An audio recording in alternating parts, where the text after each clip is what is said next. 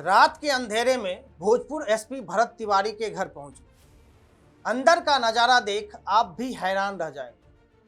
पूरे गांव में हड़कंप मच गया। भारी भरकम पुलिस बल के साथ भोजपुर एसपी भरत तिवारी के घर पहुंचे थे।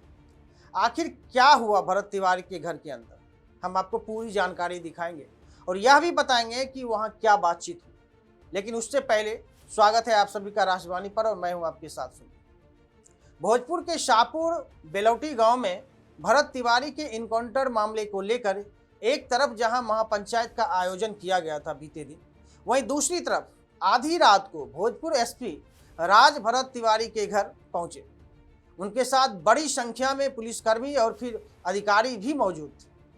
पूरे दलबल के साथ एसपी भरत तिवारी के घर पहुंचे और उनके परिजनों से मुलाकात की। मुलाकात के दौरान एसपी खड़े रहे, जबकि भरत तिवारी के माता पिता और अन्य परिजन बैठे हुए थे। परिजनों ने एसपी के सामने एक के बाद एक कई अहम बातें और अपनी चिंताएं एसपी के सामने रखी। उन्होंने पूरे मामले को लेकर कई बड़े खुलासे किए।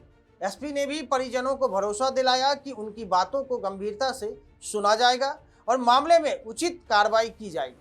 तो चलिए आपको सीधे लेकर चलते हैं भरत तिवारी के घर, जहां आधी रात को हुई इस मुलाकात का पूरा नज़ारा हम आपको दिखाएंगे और सुनाएंगे।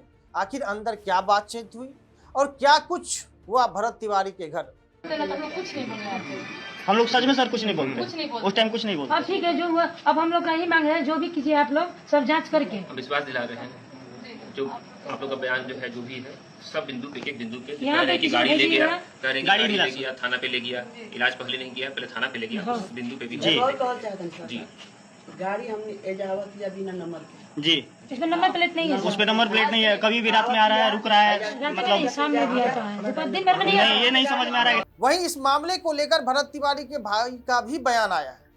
उसने क्या कुछ कहा, पहले वो भी आप सुन ही लीजिए। हमसे तो यही बात कर रहे थे कि मतलब इस जो भी बिंदु यहाँ उठता है कि मतलब पिस्टल फेंकने के बाद वो उनको क्यों मारा गया, गोली क्यों चलाई गई, बस वो यही बोले और चुप हो गया। जांच होगी, वो तो पर्सनल बात है, वो मीडिया पर नहीं बोला जा सकता है। अभी कोई संतुष्ट नहीं है, इससे कोई संतुष्ट नहीं है। सब क्या है क्या नहीं है ये हमको पता नहीं है। हमको न्याय चाहिए किसी भी हाल। हाँ, हमें न्याय चाहिए। मिला है कि हाँ होगा, जांच होगा, एक एक बिंदु पे जांच होगा। तो देखा आपने, एसपी ने न सिर्फ पीड़ित परिवार से मुलाकात की थी, बल्कि उन्हें हर संभव मदद का भरोसा भी दिलाया है। एसपी राज आधी रात को भारी पुलिस बल के साथ भरत तिवारी के घर पहुंचे थे, जिसके बाद पूरे गांव में हड़कंप मच गया था। परिजनों ने एसपी से कहा कि आप खुद हमसे मिलने आए हैं, यह बहुत ही अच्छी बात है, लेकिन हमारी बात कोई सुन नहीं रहा है।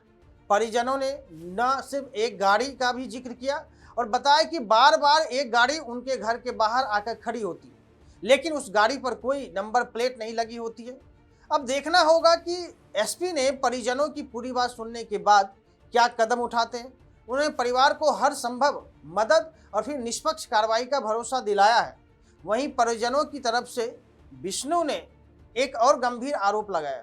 उनका कहना है कि जब भरत तिवारी का इनकाउंटर हुआ था तो उन्हें अस्पताल ले जाने के बजाय पहले थाने ले जाया गया। कई घंटों तक उन्हें थाने में रखा गया और उसके बाद अस्पताल पहुंचाया गया। यह सारी बातें भी परिजनों ने एसपी के सामने रखी। अब एसपी साहब इन सभी आरोपों और बातों को सुनने के बाद क्या कार्रवाई करते हैं, यह देखना बेहद जरूरी होगा।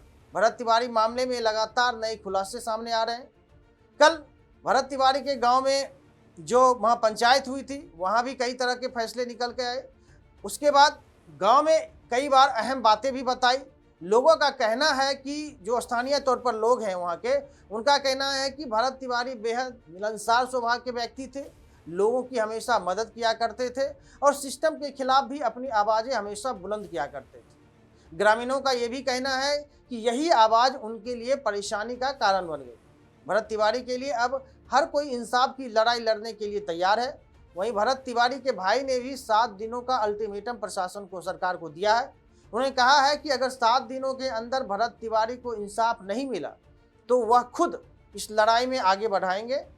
इधर दूसरी तरफ इस पूरे मामले में एफआईआर दर्ज भी हो चुकी है। अब आधी रात को एसपी भी भरत तिवारी की परिजन से मिलने पहुंच चुके हैं। वहीं भरत तिवारी इनकाउंटर मामले की न्यायिक जांच के लिए जो कमेटी बनाई गई है, उनके रिटायर्ड जस्टिस विनोद कुमार सिन्हा भी घटना स्थल पर पहुंचे हैं। इस दौरान भोजपुर के डीएम और एसपी भी मौके पर साथ में मौजूद रहे। अब आगे इस पूरे मामले में क्या कुछ होता है, कौन सी कार्रवाई आगे बात जाती है और किस दिशा में जाती है, आगे बढ़ती है, इसकी हर बड़ी अपडेट हम आप तक देते रहेंगे, पहुंचाते रहेंगे। तब तक देखते रहिए आप राष्ट्रवाणी। नमस्कार।